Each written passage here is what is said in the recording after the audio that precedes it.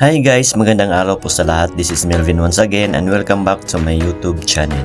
For today's video ay tuturuan ko po kayo kung paano mag-cash in sa ating Maya account gamit ang mga bank accounts online na 5 pesos lang ang service fee. At ito na po, nakabukas na po ang aking Maya account. Ang una po natin gawin ay i-click natin itong cash in and then i-click natin itong bank account. At ito lang po ang mga bangko na pwede natin kunan ng pera para i-cash in dito sa Maya.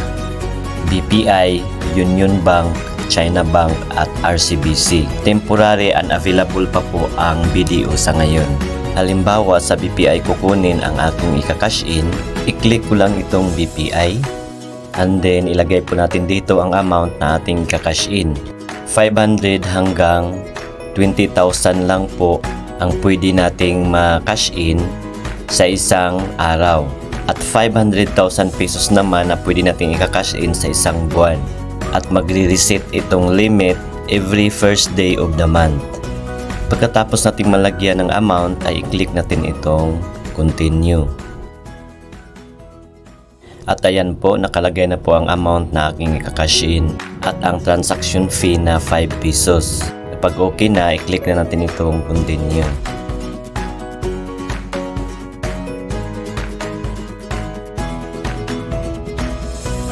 Log in to your account. So kailangan nating i-log in ang bank account na ginamit natin guys. Katulad po ng ating username at password. Katapos nating malagyan ay i-click natin itong login. Mag-send ng OTP for verification ang BPI sa mobile number na nakaregistered sa ating BPI account. Pagkatapos nating malagyan ng OTP ay i-click natin itong submit.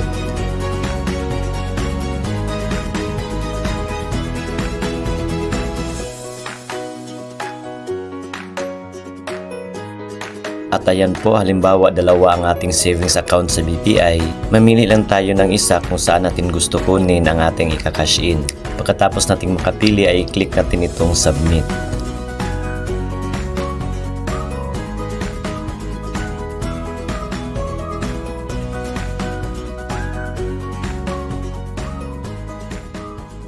At mag-send ulit ng OTP ang BPI sa ating mobile number na nakarehistro.